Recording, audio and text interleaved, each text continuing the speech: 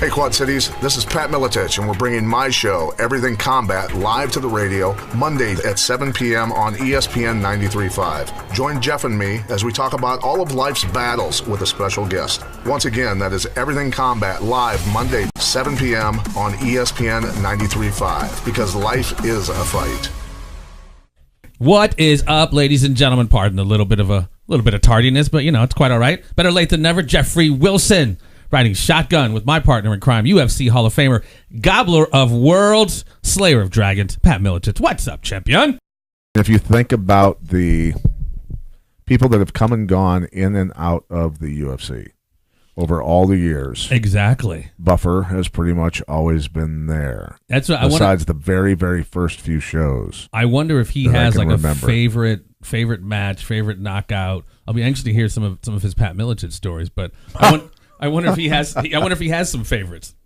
Well, it was cool to hear him say the Croatian sensation and all that stuff and screaming, getting you jacked up. It's pretty cool stuff. But so when are we getting him on the line? I don't know. What are we going to do there, producer Jay? When are we going to holler at our boy? Let's give him a few more minutes. Okay. Let's talk about last week, guys. Oh man, jeez, my God. And what did you see Joe Rogan posted today that he is having Mike Tyson on his show on Thursday, and I happened to comment. He's like, in his comment, he was like, "I'm having the youngest heavyweight of all time," and I of course commented, "That's awesome," because we just had the oldest heavyweight of all time, George Foreman. That was such an awesome conversation, champ. I mean, literally, it's like we're all friends here and we have very casual conversations, and that was just a conversation with a good friend. It sounded like he was so cool and so just like open and very genuine human being talking about his past openly and the tough life that he had, and that's what this show is about, as we will remind the listeners. It's about people who have succeeded in life through hardship, through overcoming adversity. Absolutely, and that's something that, look, everybody deals with it, right?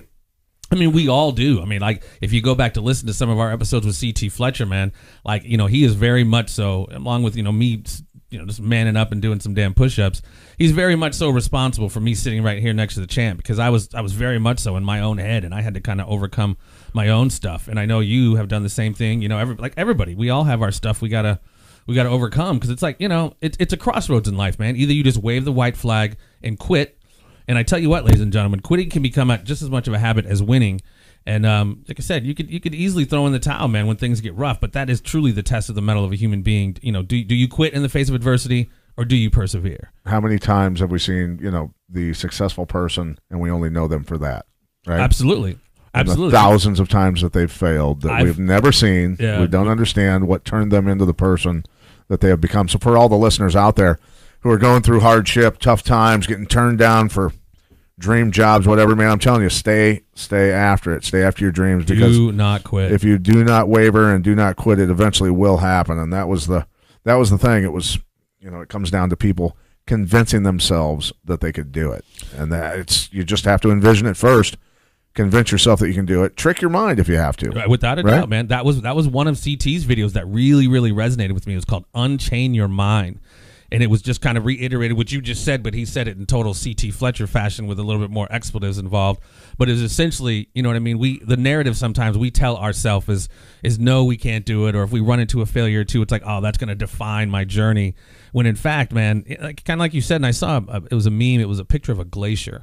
And it's like we always just see the top of the glacier when below is like all of this, stuff we don't see, the hard work that goes involved into getting where we need to be. So, I hope, I'm looking forward to all these kind of stories, man, because we need, the world's kind of can be an ugly place, and even though there is a lot of beauty involved, it's good to kind of get these inspirational stories from Buffer, CT, Eric Bischoff, George Foreman. Yeah, we've got Micah Fink, as I mentioned last week, where he's going to be coming on next week, former SEAL Team 6 member who started Heroes and Horses. And eventually we're going to get David Rutherford. David Rutherford's an incredible individual, also former Navy SEAL, who, I tell you what, if you get a chance, go to YouTube, look up David Rutherford, Embrace Fear, and look at his videos on that. Some of the coolest videos I've ever seen. Whoever put those together for him is a genius. And David Rutherford is a really, really amazing motivational speaker. He'll go to corporations, and he'll make corporate officers get in giant horse troughs full of ice water and freeze while he's giving his speech. And then he'll get them out and have them doing push-ups and air squats and planks and all kinds of stuff, and then put them back in the freezing water the whole time he's doing his speech. So these people that are employees at this corporate, this corporation, are watching a lot of their higher ups being tortured and toughing it out while he's giving his speech. And I think it's a pretty cool visual for people to see that. So David Rutherford is going to be on this show. I'm looking forward to it. So let's give our boy a call, shall we? Do we give him a ring? Oh. The ring for Bruce Buffer. Your call has been forwarded to an automated voice messaging system. Live radio for you, ladies and gentlemen. 310. You want to shoot him a text real quick, Pat? Bruce is in the middle of doing some filming. Said he would. He's running a little bit late. Look, this is nothing compared to last week. Oh, dude. This is nothing for the listeners. This is nothing compared to last week. We couldn't even reach George Foreman. He wasn't even responding to us, and we had to get Jens Pulver on for the first 15 minutes or so, and then we were able to get George on. So this is... Dude, last week, even though it did not go exactly how we wanted, the end result was absolutely sweet. We're talking to Jens Pulver, former UFC champion, with a former UFC champion, and those stories were great. I mean, we kind of cut him off at a very poignant point where he was talking about his father and his father's death, but that's going to be part 2 later on down the line. But to get 2 champions on, speaking with a champion here, I mean, I got a lot of feedback on how really sweet that all came together. Even though George was not readily available at first, he came through, and obviously, we had an awesome conversation. But Jens, we definitely want to thank him big time. What's up? Oh, my phone's dead. Jay's our producer Jay, he's helping us out, so we'll give him another call here in a minute. We'll give him a ring-a-dingy. But yeah, dude, talking to George Foreman, obviously I've watched, just as a fight fan, I've watched just so many documentaries, and just he's such a huge icon and part of history, and the evolution of his life is just so fascinating. That story arc from emerging from the 5th Ward in Houston, Texas, him running from the police, him being buried in mud under a porch as he's running from the police and from dogs, and then telling himself right there, dude, this is not the life. You got to tighten up, George, is what he's, I'm sure, told himself, getting into the Job Corps, meeting Doc Brodus. I like to call them, man, those alchemical moments where your life is just really transformed and changed forever. By sometimes by your own volition, and oftentimes by people who come into your life. Right, and great people that we're surrounded by. We just had Neil Anderson. We were talking to him earlier, state senator from Illinois, who's a guy that walked on to the Nebraska football team. Out of 372 students, he was the only one to make the team. That's pretty strong. Now he's a state senator. He's a Moline fireman. Absolutely, former paramedic, fireman. Absolutely, the guy's a jack of all trades. But yeah, man, getting standing by here, ladies and gentlemen, standing by, live radio, you gotta love it. So Patrick, let me ask you, man, going back in the UFC days, knowing Bruce Buffer, what are some memories that stand out from you for Bruce Buffer? To be honest with you, he was fairly reclusive. I think he was spending a lot of time in his room rehearsing his lines. That was something that I learned later on as doing my own commentary, things like that, and having to do live opens for TV shows, things like that. You've got to memorize a lot of stuff, and that's something that he was working on. But I would say this, that he was constantly, working out, staying in shape, which is obvious. He's, he hasn't gained any weight over all these years. And I'm telling you, the road can be brutal. And for a guy like me that's done 180 flights a year, he flies way more than I do. He takes care of his instrument, man. You see him walking around pre-show. He's got his, whatever he's drinking. He's got his scarf around his neck to keep the vocal cords warm. Obviously that's his moneymaker, so he clearly takes that very serious. And his suit game is absolutely tight. Like he shows up at the fights looking clean as the Board of Health. Yes, he does. Yes, and he's definitely not. He's not even geared up in our Gentleman's Cooperative gear. Shout out to Mike Bernston. But we need to get Bruce turned on to some Gentleman's Cooperative. What do you think? Yeah, they make the best suits. They do. They make the best suits I've ever worn, and I've worn David August suits. I've worn a lot of different good suits that were supplied to me by broadcast companies.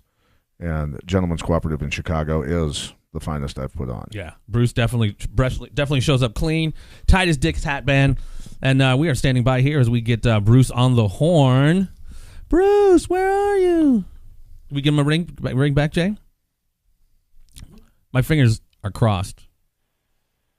We'll get him. We got him. He knows what'll happen if he doesn't show up. Hi, it's Bruce. Bruce. Oh, my goodness. Bruce Buffer, we finally reached you, my friend. Boy, I'll tell you, talk about trial and error, Pat. Jesus. Wow. So, how are you, sir? You've been very busy. You've been filming something today. Yeah, I've been. Are we doing the interview now, guys? Yeah. We are live on air. Look at you hitting me up as soon as you walk through the door. I love it. Bruce, you know my style. You know my style. I just barge in. Pat, you're a longtime brother, man. We go back so far. We've been through so much together. It's an honor to be on your show. And quite honestly, yeah, I was doing videos and audios. What happened is, Pat, is that I started doing championship introductions for the mixed martial arts UFC fans on video and on audio. Right. And that took off like crazy because I made it very inexpensive. They can order it at my website, brucebuffer.com. But then all of a sudden, I'm doing weddings, birthdays, birth of babies. I Oh, can't my begin goodness. to tell you. It's Ringtones. incredible. Yeah, so I went overboard because I literally had 20 videos to do from like last week to this week, and I just finished. And thanks for giving me a few extra minutes, guys. Oh, well, thank you for joining us. We know you're extremely busy. And look, you've had a storied, historic career. I'm trying to remember back, and I couldn't even find it. Which was your first UFC, Bruce? You know, it was UFC 8, and as a matter of fact, Pat, on February 16th, I'll be celebrating my 23-year anniversary. Amazing. Congratulations. Thank you. I appreciate it, of announcing in the Octagon. Not being married. I've never been married, but I've almost been divorced twice, so no anniversaries there. Good for you, sir. Dodge that bullet. But at any rate, I walked into Bayamon, Puerto Rico, but Pat, you remember a fighter named Scott the Pitbull Ferrazzo? Absolutely. Well, I was his manager, and I managed him into that event specifically with one thought in mind. I did not want to be a manager of fighters. I managed my brother Michael Buffer, the great, legendary Let's Get Ready to Rumble announcer. I've managed his career for almost 30 years and my own. But I did that as a ploy. Ferrazzo sent me a videotape. I sent it off to the UFC. I've been trying to convince him for about a few months to let me announce the UFC. And it was falling on deaf ears, so I thought, how can I do this? So I managed my fighter into the Bayamon UFC 8 event. You're allowed to go down with your fighter, as you know. I put a tuxedo in the bag, and the then-owner, Robert Monowitz, I convinced him the night before. I said, Robert, I got my tuxedo in my bag. Let me announce the prelims. Let me show you what I got. I have media contacts you don't have. You're having a hard time getting publicity for the event. I will help this event grow. I'll help you build the brand. I'll help you build the show, but I need to grow with you as the announcer. So he let me do the prelims, and then they called me back 6 months later or so to do UFC 10 entirely. And then I would stop in New York asking for the job, taking them out to drinks, again on deaf ears. They hired somebody else. And then they called me to co-star on the show Friends, the Ultimate Fighting Champion show with Tank Abbott and Big John McCarthy. I remember that, yeah. Yeah, which was the biggest show on TV. It was their second season. So I said to the owner, Robert, I said, Robert, meet me on the set. We have to talk. And I told him exactly what I'm about to tell you. I said, Robert, I feel like a girl waiting to be asked to the prom, right?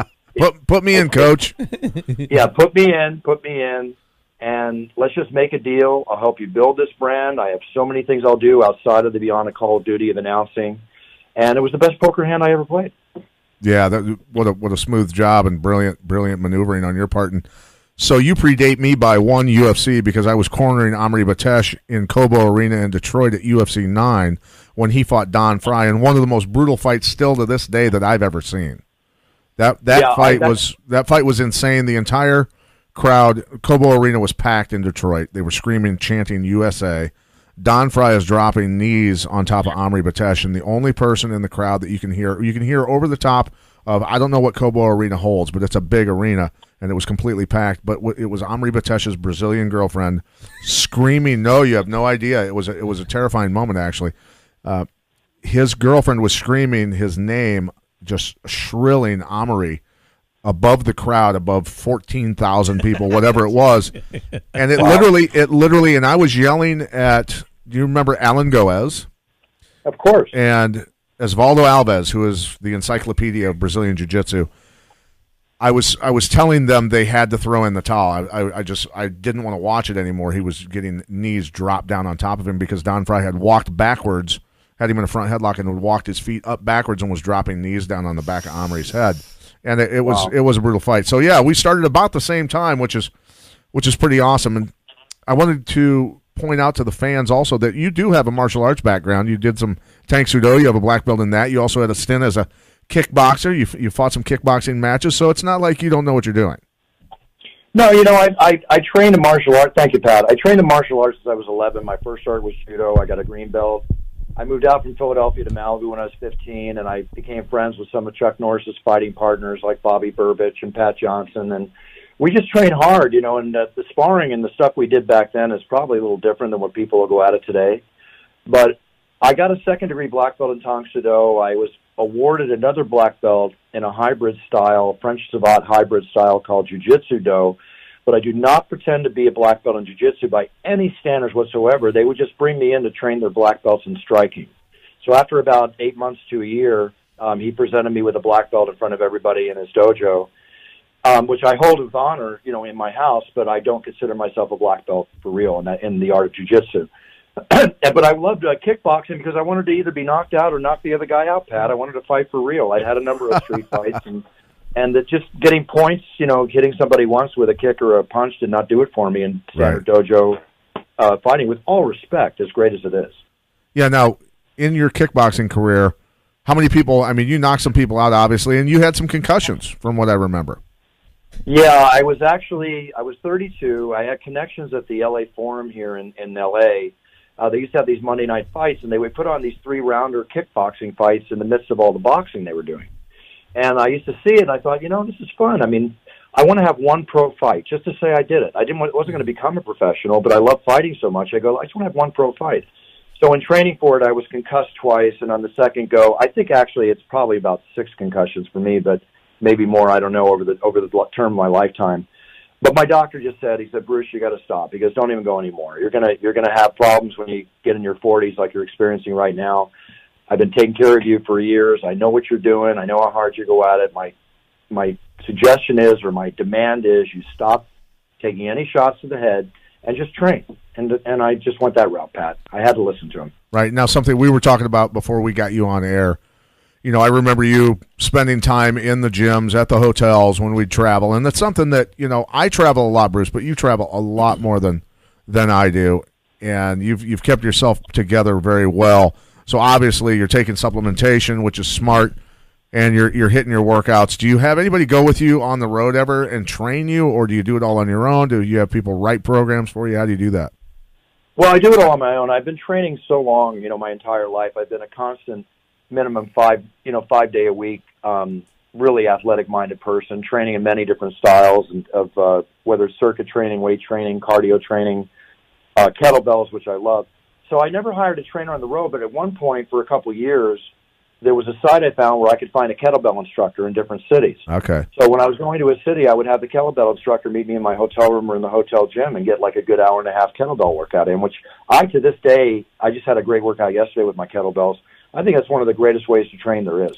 The old ways of training. Kettlebells, mall swinging, Indian clubs, all that stuff that was lost. It was in the early Turner Halls. Turner Halls, one of the latest existing ones was here in Davenport, Iowa, where we're at, which was in downtown Davenport. And what that was the Germans' way of training youth, their entire country, for a generation of warriors to defend a nation. So really, once you become functionally fit, you can be taught to do anything athletically or combatives-wise. Absolutely. But, I used to train to compete. Now I'm training to get older and travel. There you go. So when after you finally started doing the main events, the main televised cards of UFCs, since then, that's been, over 20 years, right? Yes. And how many events have you missed and how many events have you done? Well, I've never missed an event. I've done an event with blown out back, severed ACL the night before. I had to do 3 events in a row. Wow. Laryngitis, 104-degree temperature. I don't tell anybody when I'm sick. So I've never, ever missed an event I was booked for. Okay. But I was doing every single event for about 19 years until they had so many, and I physically couldn't be in 2 areas at once. Right. And that's when they started to bring up, a fill-in backup announcer, which I didn't like at one end because I wanted to do every event, but it came to the point that I just couldn't physically be there. Like one time I did a show in New Jersey, in Atlantic City, and then right after the event, we had to be in Belo Horizonte 18 hours later for the first fight of the day in Brazil. And Dana put me on his private jet and flew me down right after the show. We ran to the airport, flew down, Got in a new tuxedo and was back in the octagon in less than 24 hours, which was my rock star moment that I did 2 UFCs starting in less than 24 hours in 2 different continents in the world. That's hardcore, buddy. That's impressive. That's hardcore. That's totally hardcore. That's my almost famous stage, like the Rock movie that came out. Yeah. But that kind of pace is hard to continue. It's a little expensive flying me in a private, and I can understand. There's just a lot of events now, and it's smart for a company to have a backup in case something happens. Oh, sure, without a doubt. Now, we talk about travel. I want to hear because obviously I've traveled a lot. I've got some pretty crazy stories. I want to hear some of the craziest stuff that's happened to you on the road.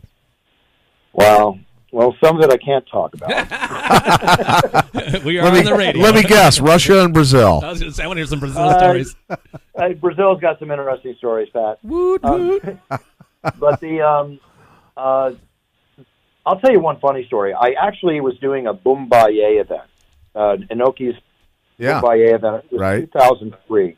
And in that event was the great Fedor Emelianenko, rather. Let's see who else was there. Lyoto Machida. I think Butterbean fought in that event. Just a whole stock event. And they did it all very first class. There was 45,000 people in the audience. That night, there was 2 other shows in Japan happening, including Royce Gracie fighting the big sumo wrestler that night. I forget his name. So over 50% of the populace watching TV in Japan, rather, was tuned into 3 events. That's how big mixed martial arts is over there. Yeah. So now we're at the after party, and it's very first class. Cristal Champagne, King Crab, Maine Lobster. It was amazing. One of the most amazing setups I've ever seen for an after party. So Fedor is there with his brother, who's, a bit of a beast himself, if not more so. Right. And there were 2 redheaded ring girls who were twins. And you know me, Pat, I have a tendency to say hello, so I went over to talk to him. And as I'm talking to him, Fedor walks over to me with his brother, and the girls walked away, and Fedor stood in front of me, and he said something in his native language, which I didn't understand. And then he said something in English. And before he did, he said something to his brother, who grunted, and they each grabbed an arm, and they locked the arm, like an arm bar, right? Okay. Standing arm bar. And Fedor looks at me and goes, "Bruce, do we have problems?" Right? So you were messing with Fedor and his brother's girlfriends. Oh, no. I went to take the meat was on the floor. They were about to have their dinner, and, I made the wrong call in the zoo. You know what I mean? So basically I walked up to say hello to these 2 lovely girls, and I looked at Fedor, and I said, Fedor, rather, because it was New Year's Eve. I said, "Fedor, no problem. We've been friends for a while. Happy New Year." American dog, don't make me break you. Exactly. And his brother kept looking at me like he couldn't wait for Fedor to say, "Do it," right? So I looked at Fedor, and Fedor looked at me and goes, "Good." He goes, "Bruce, I like you." And then that was it. And they released my arms, and they walked away. Wow. That's not a subtle threat. But still, yeah. That would be a bit of a scary moment, being trapped between those 2 brothers. Yes. Well, the funny thing was that Josh Barnett, Rico Ciparelli, and all these guys that were fighting were in the corner, and they saw it, and I walked back, and they're laughing. And I said, "Hey, what are you laughing?" He goes, "Do you realize how close you came?" I go, "Where were you guys?" "Oh, we're not going over there." Yeah, that's a bunch of tough people that don't even want to go near those guys. Exactly. Well, they're all tough. We know that. Right. It was just a friendly, funny moment. And who knows what they would have done. I mean, Fedor's just trying to make a point, but the point was very well taken. Yeah, that wouldn't, no ambiguity in that right there. I wanted to ask you, and obviously show prepping has been very fascinating, and watching a lot of your, where you've come from and how you've grown into where you've grown. And it's so fascinating because, your brother is Michael Buffer. And hearing that story, I think it was, I think Michael was at an event, and somebody came up to him and said, I'm sorry if I forget your father's first name, but Mr. Buffer wants to meet you. And talk to us about how you met your brother, your half-brother, and your father. Well, I grew up with my dad, my entire life. And my brother Brian. So my dad was an amazing, charismatic combination of Errol Flynn, Steve McQueen, and John Wayne rolled up into one. He actually got me in more potential fights and introduced me to more potential dates than any best friend I've ever had in my life, which gives you an idea what character this guy had. He was amazing. He walked in a room, people wanted to meet him. He just had that kind of charisma. So when Michael was announcing in the late 80s and Tyson got popular, as Michael got really popular, as boxing became the Monday water cooler conversation after a weekend at work, he was taking off, and I would watch boxing, which I was watching almost fresh out of the womb. And I owned telemarketing companies, a number of companies in the 80s where we didn't have the internet. So I looked at every phone book in the United States that my salespeople would work out of. And I never saw my last name because I think we all did that back then. We wanted to see if there were any other Militiches or Buffers in the neighborhood. Right. And I never saw it. So when he came on the screen doing the boxing, here's this very handsome, debonair, James Bond-looking individual who's just changing the art of ring announcing. And I was a fan with his Let's Get Ready to Rumble, except when they put his name on the screen, I'm like, wait a minute, Michael Buffer? Wow. Who's Michael Buffer? What is that? Why is my last name looking me in the face right now? Wow. Long story short, about Crazy. a year and a half into this, people were asking me, is that your brother? The guy who goes, Let's Get Ready to Rumble. And I go, no, my brother's Brian. And I told my dad what was happening because I was getting asked a lot. And I was wondering about myself. And I'm driving with my dad. I told him what I just told you. And I said, Dad, do you have any idea who this guy is? And he looked at me while he's driving. He turned to the right and he said, I think that's your brother. I go, what? What are you talking about? And he confessed to me something he never told me because he and my mom had been married for some 35 years at this point, and 40 years at this point. And he said, well, I never told you, son, but I was married briefly during World War II, and when I went over in the Pacific to serve my 9 months that I was over there, I came back and a child was born. The marriage ended in a divorce in less than a year, and I have a suspicion that that's who that is, and the child's name was Michael, right? Wow. So when Michael was doing a fight at the Reseda Country Club here in the Valley in Los Angeles, we were watching it on TV because, we were all into boxing. My dad was teaching me how to fight when I was 5 or 6 years old before I ever went to school in Philadelphia for the first time, trying to prepare me for when somebody would grab me the wrong way. Yeah, you probably want to know how to fight in Philadelphia. Yeah, you better know how to fight in Philadelphia. Right. Exactly. So there's a lot of great boxers that come out of Philadelphia. So anyway, I called up I said, Dad, look, let's call the country club. You call it. Leave a message for Michael to call you back. So he did, and Michael called him back, and they got together for lunch, and it turned out to be his son. Wow. And here's the kicker, guys. Michael was raised by foster parents under the name of Huber, Huber.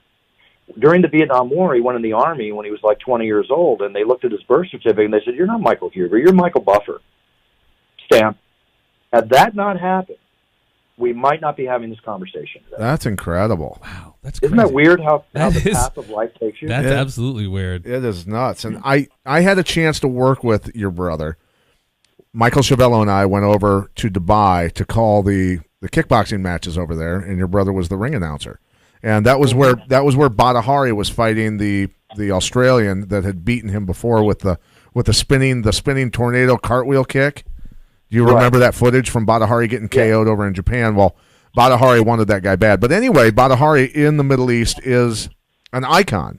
I mean, he is a rock star without a doubt. He is Elvis Presley of the Middle East. So anyway, that fight ends. Your brother, Michael Chavello, and myself literally sprint with Badahari in his camp out of the arena into the locker rooms, and the crowd is trying to get into the locker room. There's arms sticking through the crack in the door. They're trying to reach and pry the door open. We finally get the door closed. We're in there with Badahari, and so your brother and myself and Michael Chavello and Badahari in his camp, we had to figure out how to sneak out of that arena to get out the back of it and hide and slip out of there. But we had some great conversations with your brother back there. It was great. He really is a very, very genuine human being. Oh, he is. No, Michael's very down to earth. He's been through so much historically in the fighting sports and as well as sports and entertainment over the years. But he's always maintained, as I like to take pride in the fact that I maintain, is we're very down to earth. Absolutely. I don't like arrogant people. I don't like conceited people. I'm not a fan of that. I don't keep them as friends. I deal with them in business because I have to. But you know what? Everybody's equal in this life, Pat. I treat everybody with respect the way I want to be treated. It's just a simple rule I have in life. Yeah, you always have been. And that's the interesting thing is, the biggest names, it seems like your brother, Al Bernstein, all those guys that I've worked with in the past are genuinely the nicest people I've probably ever been around. They are the most polite. They're the most understanding. They're the most patient. They pay attention to the little new guy on the crew who may be just, an assistant or whatever. And they do. And I've never seen you treat somebody badly. I thank you, Pat. I appreciate the kind words, but I never forget where you came from. I have great parents who raised me properly, as I try to instill on the two boys that I help raise. I have a godson and a nephew that literally I would come to my home with their mother, who's worked side by side with me, named Kristen, for 20 years in my home office. So during those first 2-3 years, I'm the dad during the week. I'm changing diapers. I'm feeding 6-8 hours a day. And I take great pride in that because I've never been married. I've never had my own kids, but I definitely have had the experience of being a second dad. And I take great pride in that. And it's important that we all instill character and class and gentlemanship. Because let's face it, we live in a society of decaying morality. Exactly. Interesting to bring that up. Yeah.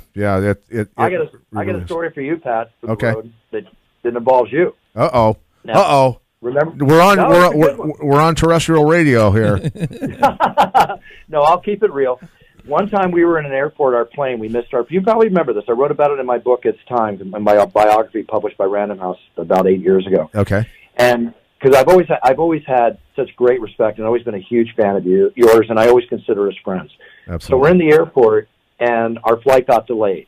We were either going to Brazil, I forget where we were going, someplace, and it's like we might miss our flight. It was one of these torturous flight connection routines. And in a very rare moment for me, I was impatient. I was cursing out loud a little bit, whatever, just for the moment. And you walked up to me, and you said, "Bruce, there's kids around. You have to stop cursing. If you curse again, I'm going to have to punch you." And first off, I agree with you completely, because I probably would have been in your position saying that to whoever was doing what I did uncharacteristically at the time. And it's like, first off, I don't want to get hit by Pat Melichich. Second off, you're completely correct. So it was like, no problem. So kudos to you, Pat, keeping me straight. Well, let me tell you what, Bruce, I've had that speech laid on me as well. and everybody, Bruce, you've been around. Look, we all cuss. We all do, right? I think I learned that just from teaching children's karate for so many years. There's just an off button on me for some reason. Anytime I'm around kids, I just, shut it down. Well, I'm usually the same way. I was just travel weary at that time. But, yeah. Listen, one thing about cursing is I think I hate when F-bombs are dropped when they're on TV in the Octagon or anywhere else. I believe we need to be role models for the kids watching in many more ways than just how well they fight in the Octagon. I measure a fighter by the way they carry themselves in and out of the Octagon. And if you're going to drop an F-bomb, mean it. If you ever hear me say it, it means either we have a problem or we're going to go for it or let's get this settled. But if you say it too many times, it doesn't mean anything. Right. You just sound like a guy that curses. Right. And, luckily for the kids out there and most Americans, when Conor McGregor drops an F-bomb, nobody can understand what he's saying anyway. You said it, I didn't. I have to ask you, we've all seen this sport change, and it's definitely, it's changing exponentially day to day. And it seems like with the purchase, the $4 billion purchase from WMG, it's changing even more. What are your thoughts on, I don't know, I'm probably misnaming this, but kind of the Conor McGregor effect? Like the rankings are completely irrelevant anymore, even before the purchase. Like Chael Sonnen losing to Anderson Silva, and then getting a light heavyweight fight with John Jones. Dan Henderson fighting, I love Dan, but, being ranked 13th to 14th, fighting middleweight title with Bisping. And it just seems like the rankings are just kind of out the door, and it's all about, for lack of a better term, these super fights. What are your thoughts on that? Is that part to pay for the $4 billion price tag, or why are the rankings just almost so irrelevant anymore? I really can't answer that because I have to. I'm the media mercenary. They point, I shoot. So if I hear the rankings are the rankings and I announce them, then I have to go by the fact that those are the actual rankings. But in a sort of another way to answer your question, no matter how you cut it, this is a business, and there are fights that are very entertaining that draw a huge amount of pay-per-views that people want to watch. Right. As an example, if DC Cormier fights Brock Lesnar, right? So it's going to bring millions of eyeballs to the TV in more ways than one, all through up to the event. It's tremendous publicity. It's very hard as a fighter and as a promotion to turn down the possibility of these big events. Right. Now, the effect they may have on the ranking system, I really can't give an intelligent answer to that because, again, I'm a loyal soldier. Right, I just for have sure. to look at those rankings and say that's the way it is. Right. But I understand why you're asking your question. Well, yeah, like a Conor McGregor, I mean, God love him. I think he's awesome, but he really held, what was it, the featherweight division? After he won it and beat Aldo, I mean, he really kind of held that division hostage as he bounced around and fought Floyd and fought Nate, and it was just like all those people who were working their butt off in that division were just kind of, on standby until he got stripped. And I mean, it's just he's one of the rare guys, though, Bruce. I would say that you would agree with this. He's one of the rare people that have come along, besides maybe a Ronda Rousey and maybe a few others. But Conor McGregor is the king of all of it in terms of he actually was the tail wagging the dog. Yeah, it's called the gentleman. It's called the it factor. Yes, okay? yes. And Ronda has it. Conor has it. We live in Conor's world.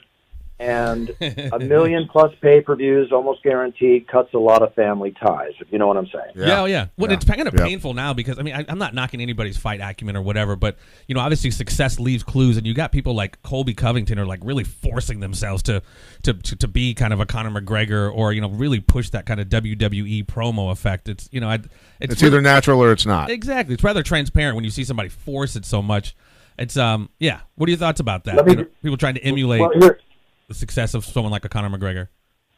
Here's the thing. When I got in the announcing business, who could I have copied more than anybody who was copied by everybody? My brother, Michael Buffer.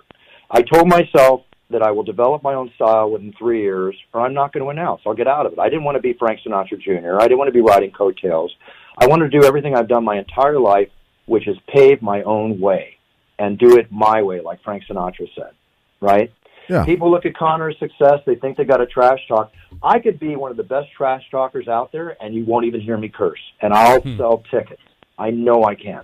But when you try to rehearse instead of coming natural, and Conor can come across a little rehearsed at times too, but he just has this way about him. Right. Chael's really good trash talker, but I think it's kind of obvious. Chael rehearses a lot of his lines too. He's got probably a whole book to refer from, but he is a sharp, quick mind. He is. Very, very He's sharp. a big pro wrestling fan, too. He's kind of borrowed a little bit of that from kind of the pro wrestling. And does it well. He does it well. He does. Yeah, they do it well. And then you have other guys, I'm not going to name names, that try too hard. Yeah. Everybody is, look, become the best fighter you can be because that's what you're in this business to be. But you do need to sell tickets. Handle yourself with class so the sponsors that come on, they're not going to look at you like Spanky's used to look at Tito Ortiz. You're going to have Coca-Cola or whoever looking at you and saying, hey, I want that guy to represent my product. So handle yourself with class. Right. As far as trash talking is concerned, develop your own style. Let it happen naturally and grow into it. It seems everybody's trying to just cash out. I mean, the window of fighters are so small. And a perfect example, in my opinion, was like when Tyron Woodley was just, super fight. I want to fight GSP. It's like everybody's kind of pushing for this as opposed to just making it kind of grow organically. I mean, I get it. The window is small and there's a lot of money in the game now. So I'm not necessarily knocking their hustle, but it just doesn't seem very authentic. Well, money, the fact that these, I hear people say, well, they're not paying well in the UFC. Guys, you and I both know they're paying very well. Yeah. Compared to what the guys used to make and what they're making in other leagues, with all respect to all the other promotions. Right. I mean, it's producing millionaires after millionaire after millionaire. I was just looking at a list of the published purses that were made by fighters just in 2018. There's some very impressive numbers in, and you and I both know that those numbers are not actually as much as they really made, because they made more in many cases getting pay-per-view points. Right, exactly. So they're making big money, and big money's being made, and when that short window causes the fighters to call out Conor McGregor because they know that would be a hell of an increase in their meal ticket. As he said to Rafael Dos Anjos, it's the red panty night. Call your wife. Let's celebrate. And the one thing I will say is in terms of mixed martial arts, where they've missed the boat quite a bit, where boxing did it so well, is that building to the crescendo of that huge fight between Evander Holyfield and Mike Tyson, where everybody was salivating for a year and a half, where they worked through 2 years, 2.5 years, 3 years. Finally, the fight would happen after they'd beaten up everybody else, 3-4 years, whatever it took, or even longer. And that was that massive, huge pay-per-views that HBO was doing back in the day. Right, but again, back in the day, it was a different world. It's like when I released my first video game in 1999, Ready to Rumble Boxing. We sold over 1 million units in like less than 2 weeks. there was only 350 video games made that year. Now there's thousands made every year, not counting the app video games that are out there. Right. Back in the day of Evander and Mike, when they fought, we didn't have the plethora of cable stations and everything. We watched boxing in a couple of places, and that was it. Yeah. And now, as far as your longevity, you've been a mainstay, the voice of the Octagon, and Rogan. You are really the two, and of course Dana White, who stuck around from the very beginning after Semaphore Entertainment was purchased by the Fertitta brothers. But you guys have been there. You and Rogan have been there, and they, I was shocked that they let Goldie go. And I remember back in the day, this is many, many years ago, and I'm sure you'll remember, Joe Rogan and I had to pull Dana White aside when Dana White was going to release and let go of Goldie because he had a conflict with potentially the WWE, and he was like, we're just going to get rid of him. And I went, you can't get rid of him, because he's been announcing for so long. That's the voice we're used to hearing, keep him. And Rogan was arguing, with Dana about it also, and he ended up keeping him. But they eventually let him go. But you guys are the few soldiers left, brother. Well, I take great pride in that. I know Joe does too, and we know that Joe, as well as myself, are very busy in a variety of different areas in sports and entertainment, that we do.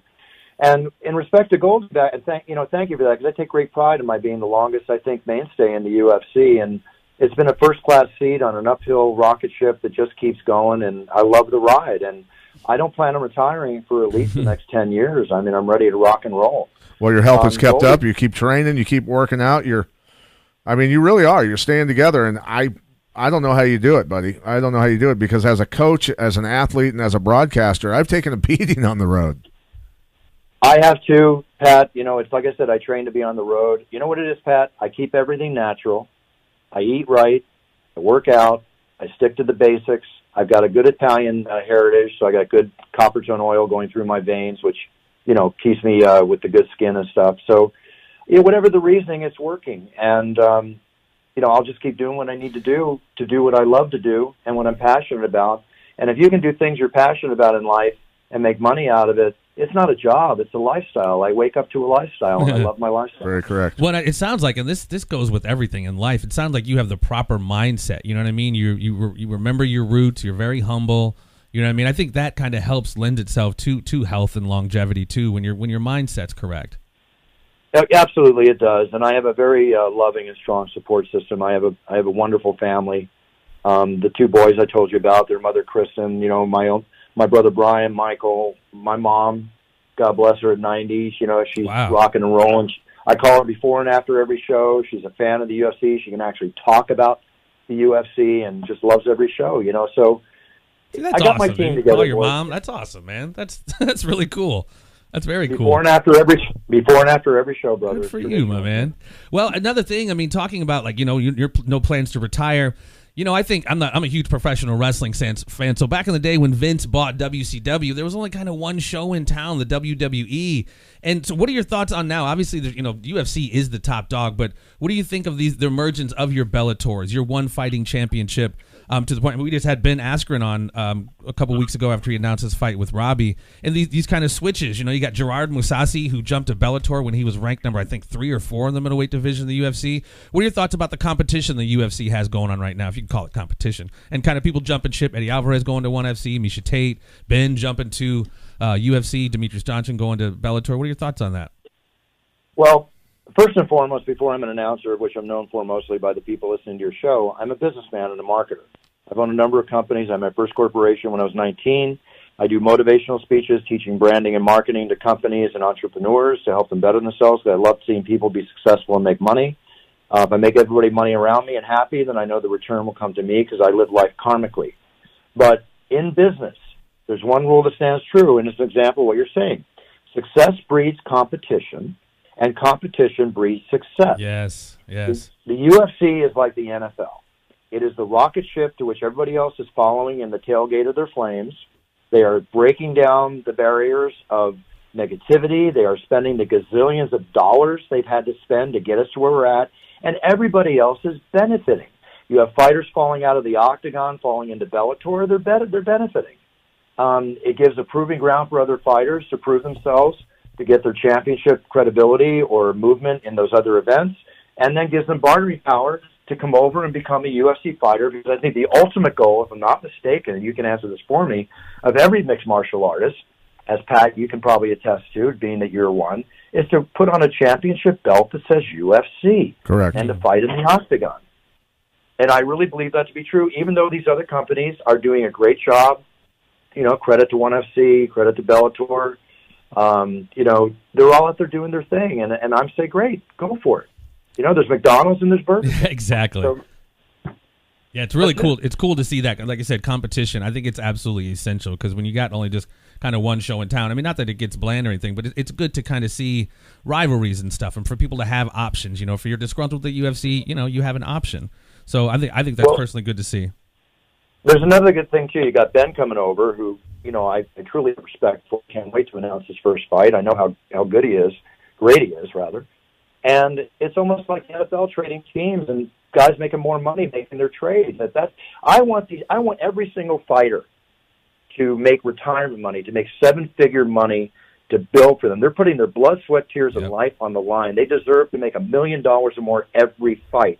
I've worked my entire career, Pat, you know this, doing everything I can to get the fighters to get as much as they can.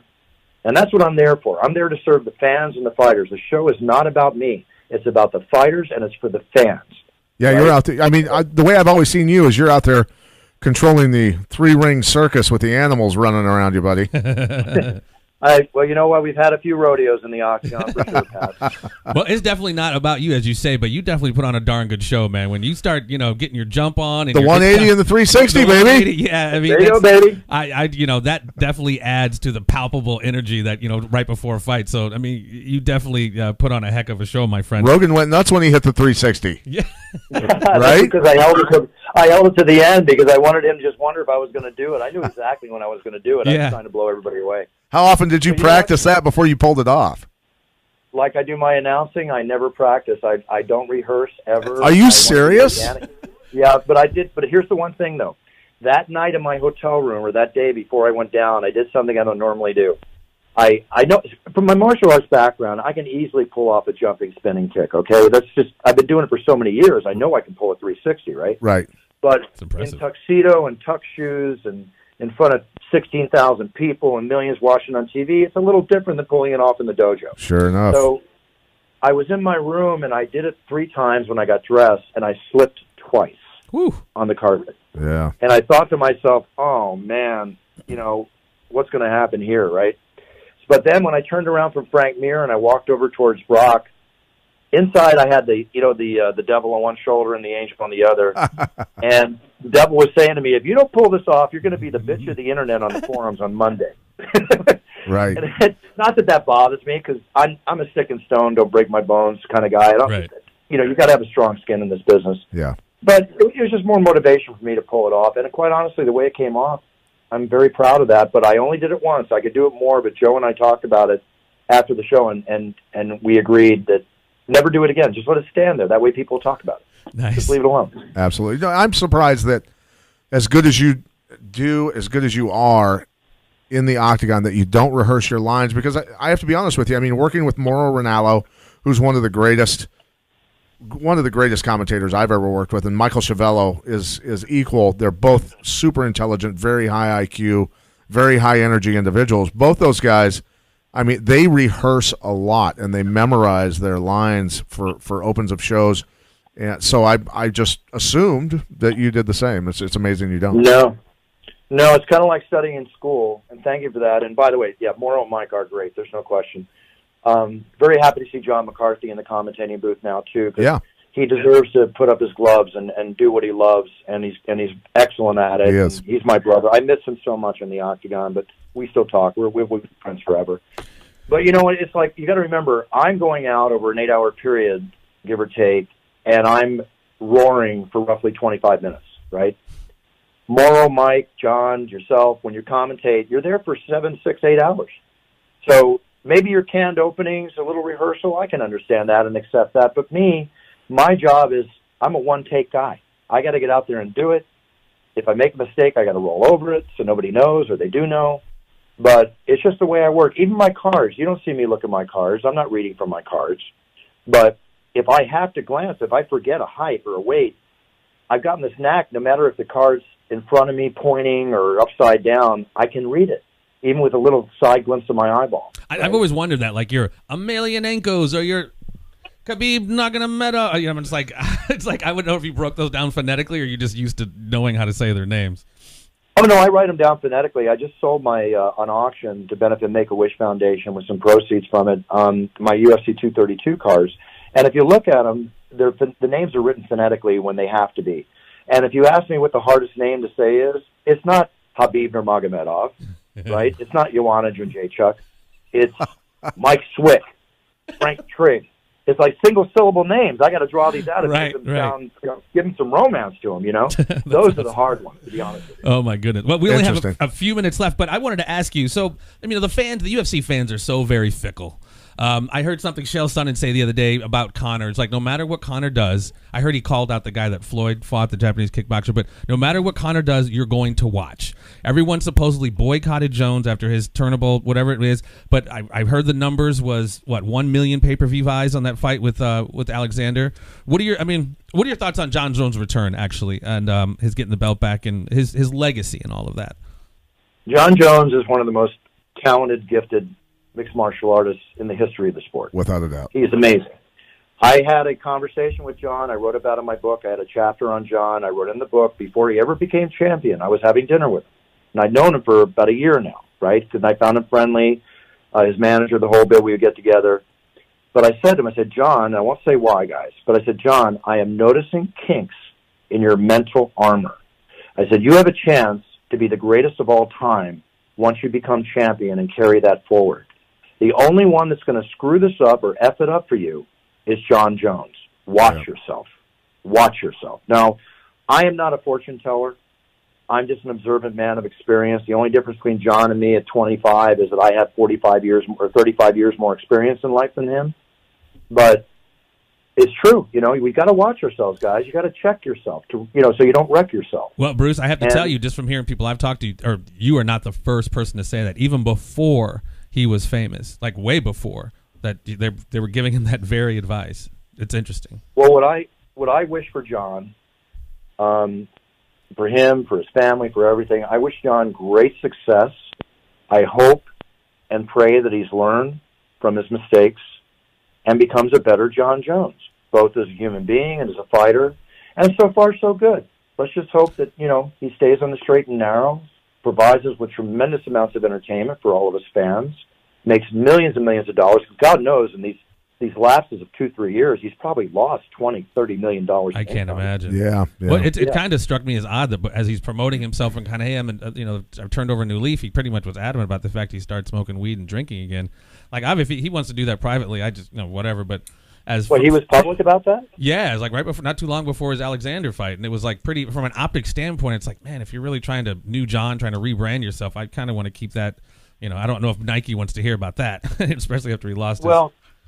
Yeah, but regarding the drinking, listen, alcohol is not good for you on any basis, but there's nothing wrong with a couple glasses of wine or whatever. I just don't abuse it. As far as marijuana is being legalized everywhere, I truly believe in the benefits of the CBD derivative from marijuana. I believe where it's legal, if you choose to do it as an adult, it's much better to do that than drink alcohol, which is much worse for you. My brother was a cop for 25 years. He said, I never broke up a fight because two guys just got done smoking a joint in a bar. Right. And CBD it's proven that, the inflammation that it removes from the human body. I mean, a lot of professional athletes, a lot of people are benefiting from it for anxiety, a lot of other things. And it's the CBD side of things, it doesn't get you high. There is none of that that's involved with it. So it is very, very, very medicinal and all natural. Exactly. Whether it's anxiety, depression, all these things they're finding out. And if something's legal and as a fighter, you're training all day, beating up your body and you're sore, I'd much rather see you do CBDs instead of taking an opiate, which only leads to much worse problems, not addiction. The NFL should allow CBDs to avoid opiate use. I talk about this on my podcast from time to time. And if you want to go home and it's legal and you want to light up in your privacy of your own home and it makes you relax, Well, that's your prerogative as an adult. I'd rather see you do that For than sure. pour 3 fingers of scotch. And I was real more saying it from the standpoint of his track record with it and all of it hasn't really been a tale of moderation. But I wish him well too. I just kind of found it odd as he's rebranding himself. That's what he said. I have one more question before we let you slide. You mentioned Brock and guys. DC. I'm okay if you want a few more minutes. I'm okay. Whatever. We kind of got a hard out here at 8:00, or maybe a minute or two. But you had mentioned Brock and DC. Do you think that fight is going to happen? And do you think DC and Jones will go at it one more again? I just got asked about this on another interview when I was down in the Bahamas playing a big poker tournament last weekend, and they put on the title, Buffer says DC should retire. That's not what I said. What I said is that DC, who's a great guy, has a family, responsible human being. He's made tremendous amounts of money, especially in his last 3 fights. He's got a shot, which I do not know if it's going to happen. I hope it happens. We'll see if it happens, fighting Brock Lesnar in a couple months. If it comes together, he'll make a huge amount of money, well-deserved, out of that fight. How do you think that'll turn out? Do you take picks? No, I say may the best man win, but I got you. I would have to lean towards DC because of his abilities. This guy finds ways to win no matter who he's facing. Right. He's incredible. And but again, may the best man win. I'm an equal opportunity announcer. But when you look at it, there's nothing wrong with retiring on top. Without a doubt. And I don't want to hear about this, Jones beat you twice. Well, Jones was out of the scene for a while DC kept fighting. Right. DC has fulfilled his legacy. But if he retires, I'm fine with that. I think it'd be great for him. But if they come to him and say, hey, we want you to fight Jones, and here's a huge Brinks truck of money we're going to back up to your house, and he pops out of retirement, goes down to 205, and does it. Who knows? Got to do it. And I hope those losses don't bother him either, because Muhammad Ali was not the greatest all time because he won every fight. And me personally, I think DC is an actual heck of a better ambassador for the sport and for champions than Yes. John Jones. And I love John Jones, so I think he is the greatest of all time. But I think, like you said, some of his stuff might get in his way. Wow. Champ, you got anything to close out with, Mr. Buffer? This has been the voice of the Octagon, Bruce Buffer. I can't thank you enough for your time, sir. I don't know you personally, but I've been a big fan of your work for a very long time. Your suit game is absolutely on point. You walk out there clean as the Board of Health, and nothing but kudos to just some of the flyest suits I've seen. Yeah, thank you very much, Bruce. And we want to make sure that you get in any plugs that you'd like to get in, things that you've got going on, your website, anywhere that people can follow you on social media. I appreciate that. Thank you for your time, guys. Basically, what I'd like to plug is if you watch Holmes and Watson, it didn't get great reviews, but they wrote a scene specifically for my brother Michael and I in a cameo, and it's hilarious. We're in the movie, so that's a lot of fun. I have got a bunch of announcements that are going to come out, but I come from the school of, and there's some pretty big things, I come from the school of, if it's not happening now, don't talk about it, because I don't want to jinx the gestation period. Right. Got a lot of shows coming up. And one big thing is, if you go to brucebuffer.com, my site, I get tears in my eyes at the thank you notes I get from the wedding introductions, the baby bursts, the championship introductions. I price these out very affordable. I use to military, animal, and children's charities. But Kristen runs that business for me. Just go to brucebuffer.com, and I will give you a keepsake on video or audio that will be a keepsake for life. If you're a true UFC fan, I'll introduce you like the world champion that we know Pat Miletich is. How's that? That's very kind of you, sir. And ladies and gentlemen, this has been Bruce Buffer. Bruce, thank you again so much, sir. Thank you, Pat. I miss you, buddy. I haven't seen you in a while. I'll see you at the Lawler. I'll see you at the Lawler Funky fight. How's that? I love it. Sounds good. All right, brother. Sounds good. Happy New Year, boys. You too. Thank you, you, Bruce. Thank you very much. Thank you for the kind words. Thank you for everything. Cheers, man. Peace and love, brother. All right, ladies and gentlemen, that is Everything Combat for our second episode. Thank you for joining us. We'll see you next week. Yes.